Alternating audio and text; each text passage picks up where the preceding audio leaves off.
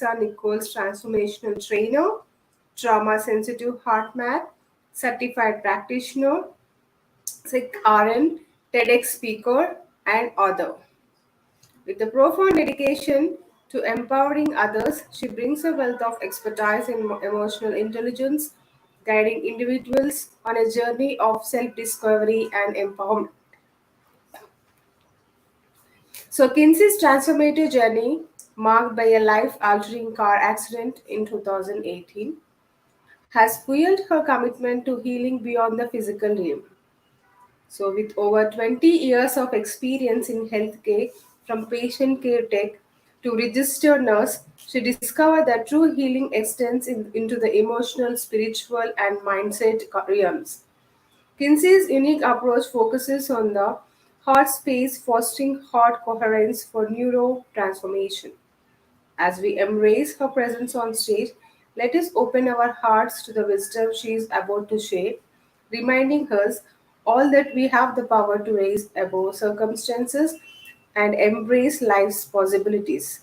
So, welcome Kinsey Shea on the stage. So, the stage is all yours, Kinsey. Thank Good luck. you. I appreciate you. Welcome, welcome, welcome. I am so honored to be here, and I honor and celebrate you for saying yes on this first day of International Women's Month. You know, my life blows me away being in this space where we can, everything that I went through in life to get to here to be today to speaking with all of you. Let's talk about women's empowerment. We stand for it, we fight for it, we pray for it, we live for it, and we breathe for it. So, what happens to it? What happens to that curiosity, that resiliency that we're born with, that child wonder, that warrior spirit?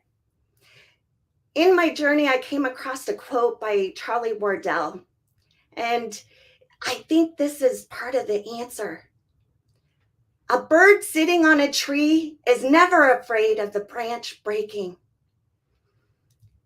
because its trust is not in the branch, but in its wings. It's in its wings. The trust is in itself to propel forward. And in life, we have all these whirlwind of events, expectations, beliefs. But sometimes holding on to that branch of the past is the best way forward. Embracing and accepting and letting go to give flight to your wings, to the flight of possibility. When I really was pondering on this in my journey, I thought about my child self. What happened? What needs were not met? And what cultivated my emotional state of how I looked at myself. So I invite you today to look at your past when you were a child. What events, what beliefs, what circumstances changed your mindset? For me, I came from a small town in middle America, God and country, very much specific in gender roles.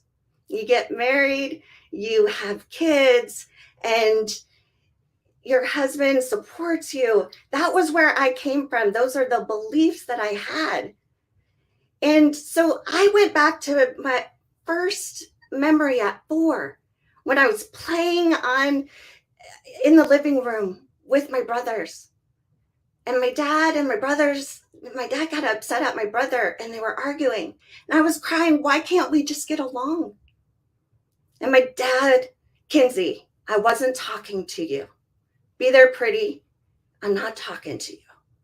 And then at 5, I was excited to go to school. I put on my shirt, my shorts. My mom, what are you wearing? What are people going to think? That's not ladylike. And then at 6, it was around the holidays. I was around the TV with my brothers and my dad, and my mom was in the kitchen. And my dad sternly said, "What are you doing? You're a lady. You're old enough to go in the kitchen." And then my mom was physically there at 11, but not holding space. She wasn't there. And I didn't feel like I could go to her. And that's the year that I became a woman. I had my period. I used her feminine products for 6 months and she didn't even notice. We have a tendency to feel like nobody sees us, that nobody wants to give us space. And we live in this state of that we're not good enough. But you have the power inside of you. But I didn't quite realize that at that point of my life, because I kept pushing down the emotions, the unworthiness, the fear, the guilt. And I anchored to all of the negative emotions that I wasn't good enough. So I did what I was taught to do. I went to school, got married. And then the next milestone was to have kids. But after my miscarriage, after miscarriage, my worthiness and my I can't do anything right came creeping in. And then at 35, I had a hysterectomy and I felt I was broken.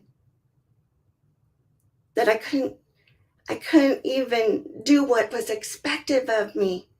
Have you ever felt that way?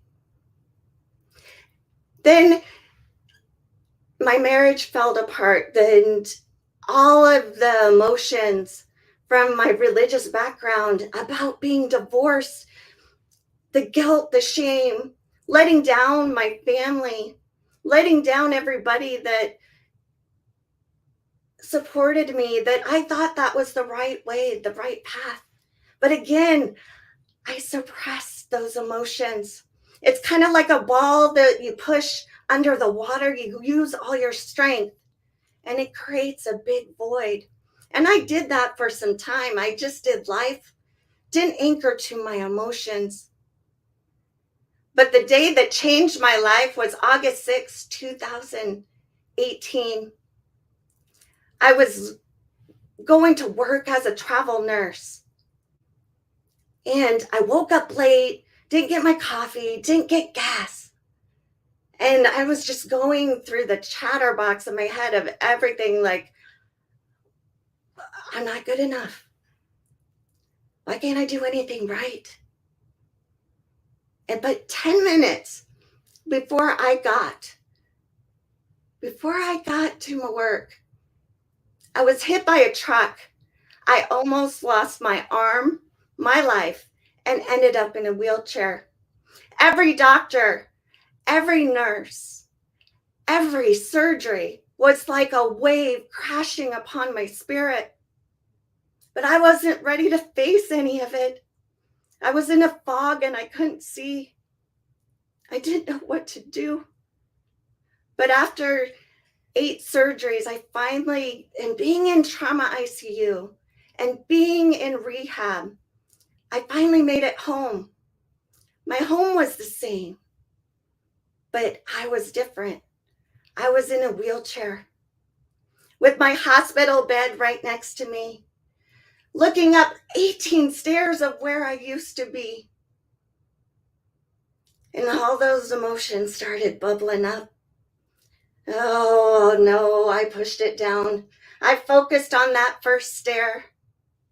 Okay, Kinsey, you can do this. Let's get up to your bed, to something normal. So I used what I had, my right arm, my left leg, and my assets, my butt. 1 stair, 2 stairs. Every preceding stair, the pain ripped through my body. And I kept on stepping. And it kept on rumbling inside, and I kept on stepping. And finally, it flooded my face, the thunderstorm of emotions that I held in for years. God, why? I don't deserve this. What did I do so wrong? I'm not a bad person. Give me the strength. Give me the courage. And in that moment, I remembered a seed that was planted inside of me years ago that I didn't pay attention to. It was a seed from my patients. They planted a seed inside me to make a decision to be grateful for what I had.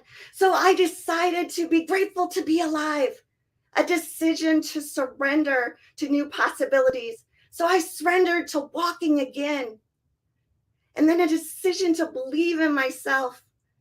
I didn't know how, but I seen it be done. So I made a non-negotiable that I was going to do it. I declared it. And I set this intention each and every day. This ignited a passion in my 22 surgery journey in my recovery, that people shine their light for a purpose, and people shine that light for me to move through what was arrested in me that kept me stuck in my beliefs. And I love empowering and seeing the light turn on of the self-worth and the self-trust. There was 3 key lessons that I learned. 3 key lessons. So the seeds of resilience, that I am not my circumstance. I'm not my label as disabled. I'm not my past identity. And that it's my responsibility to nurture myself and take care of myself. So what gets arrested? What keeps us stuck? What is the 3 areas that to work through, to set intention to work through? It's your self-esteem. That's how we value ourselves. Your self-concept, how you see yourself in the mirror. Do you see all your failures, your should-haves? Or do you see a beautiful person being empowered to being resilient? Are you in the place of self-trust where you have faith in your heart space intuition? Because our self-esteem with the seeds of resilience, it's being grateful that makes sense of our past to bring peace to our present, to cultivate a vision.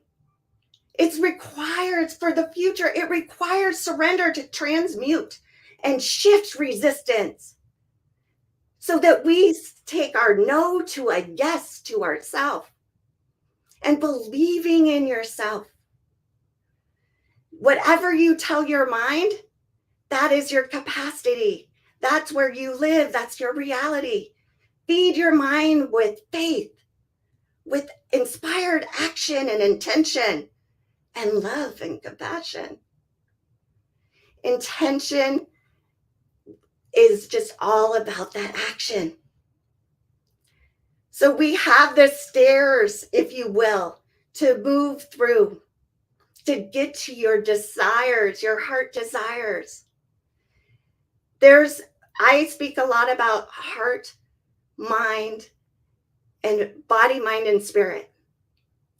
When that is in alignment, you get your power back. So let's break it down a little bit. We have a human journey, and there's 3 steps. We are born. Something happens. That's our resistance. Something bad. That's where we clip our wings. We clip our wings, my friends. And then we add all of these layers and all of these disbeliefs, all these generational beliefs, organizational beliefs to keep ourselves safe. We felt rejected or abandoned, so we keep people at arm's length. We keep them at arm's length. So stepping into the brain, how does that work? We have this journey, 0 to 7. We cultivate the majority of our core beliefs. This is the time where everything plays in the background. It's our auto default record player, our playlist. It gets activated by our ego, our safety mechanism. So that isn't safe moment, that resistance, that's when you're in the cliff of possibilities. And to get to the possibilities is to swim through the layers. So, okay, we have the brain. Now let's look at the heart. Our heart processes long and short-term memory. Our brain has 60,000 thoughts a day, and our heart works much the same way. And then we have our emotions. Whatever we anchor to, depleting or replenishing, negative or positive, turns into our memories, our beliefs, and how we show up. So if you anchor to the appreciation, the care, the gratitude, it is your way forward to make your sense of what's going on in your reality, to up-level it. So our heart is over 100 times greater than our brain. It is in the driver's seat, my friend. This is how you can tell your mind what to do. It's in the driver's seat. Remember, the beliefs come from your emotions. If we start at the habits, you can change it for a day, but not a lifetime. Anchoring to those replenishing emotions to move yourself forward. It's a decision point.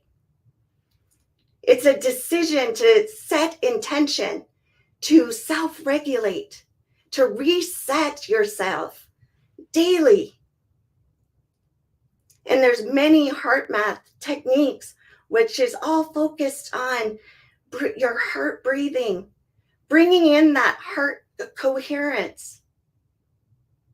It's setting intention, because heart coherence is how you bring your brain and your heart in alignment. You bring them online, if you will. You bring them online. And when you regulate your emotions, that is how you get heart coherence. Event happens, how you respond to it equals your outcome.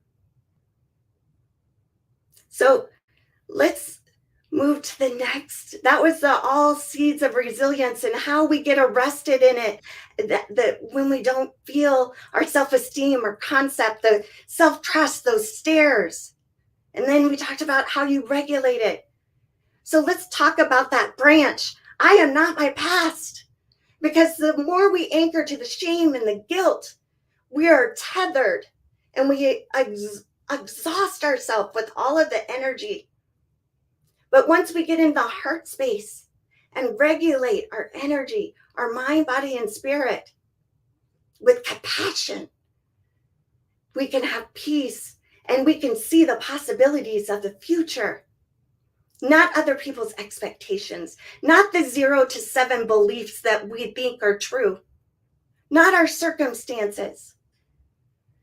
A key way to overcome this is forgiveness.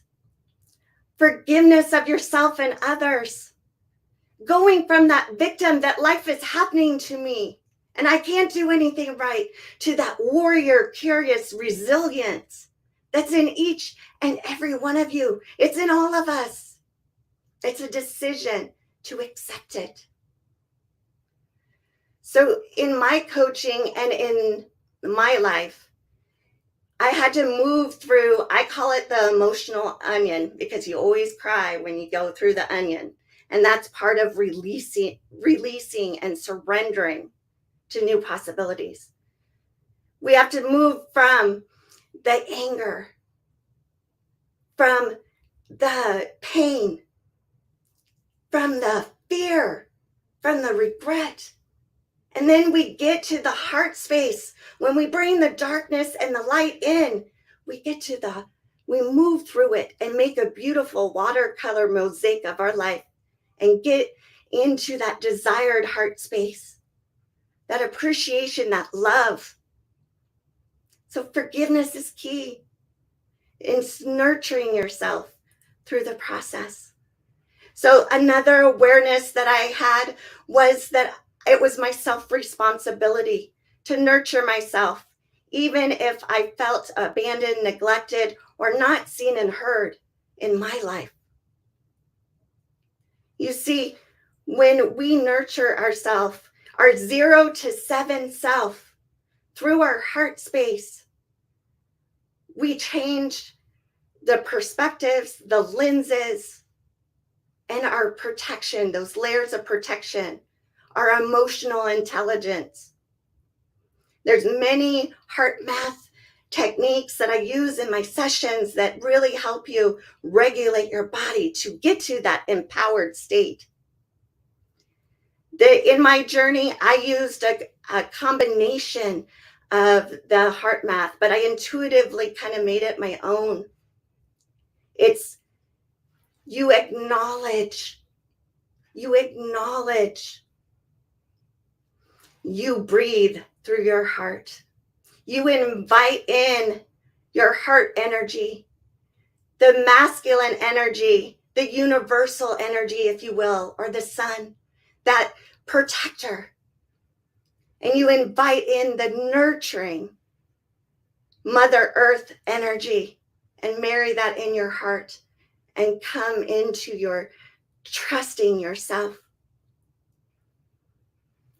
And then you envision, you bring all that energy into your child self. You envision yourself as a child in the present state, and you nurture her. I see you. I love you. I believe you. I'm sorry I turned my back on you for so long. I'm sorry. I love you. And then you affirm and let go. You accept everything into your heart that up-levels your life and release everything to the universal energy. Release it. Let it go. Let go of that branch.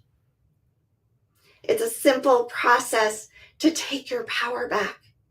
Acknowledge, heart breathe, invite that energy into your heart, your masculine, your feminine energy with the compassion. Envision yourself, nurture yourself, and affirm and let go what does not serve you. In reflection, I wrote a poem that I would like to read to you. It kind of sums up what I've been talking about.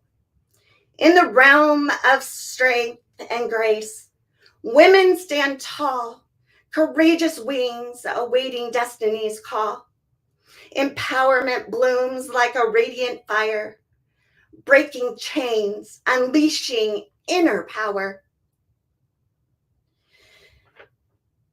Arrested development, a thing of the past. Self-esteem soaring, self-concept evolving, self-trust blooming, self-love beaming.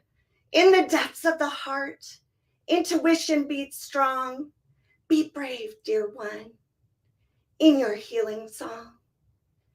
Let your heart energy be your trusted guide, illuminating the path through the darkness of night. Self-trust reborn, a foundation secure. Let us lift our voices high and clear. Unified in strength, empowered and free. A sisterhood strong. We stand as one, choosing, loving, dreaming, and flying. And we declare, I trust my wings. Soar, beautiful soul. Rise above it all. I trust my wings. This is a journey, my friends, to empower you to your truth, to your essence. It's a time to unclip your wings of your resistance, your beliefs, and your circumstances, and climb the stairs of your self-esteem, your self-identity, your self-responsibility. Climb those stairs to the cliff of resistance and let the air of your lessons elevate your wings to soar and take flight to new possibilities. Light, love, and gratitude from my heart to yours. Thank you.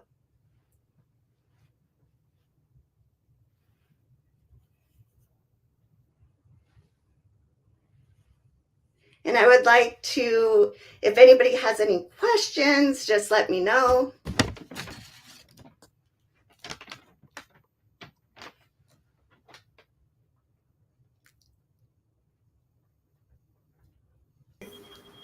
That was really an emotional presentation. I can understand, I can feel your pain in your eyes, but everything happens for a reason. So, Indeed. so as a woman, we are so strong, so we can handle everything. So be strong and be happy. Take care of yourself. Self love is more important. Indeed, it is. It's the pathway home to ourself, our authentic self. That's where our power is.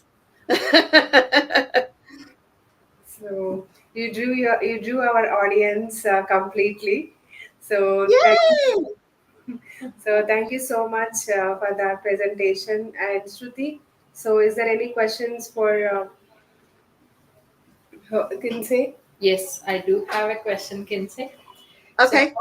how do you prioritize and pursue activities that resonate with your passions and bring you joy?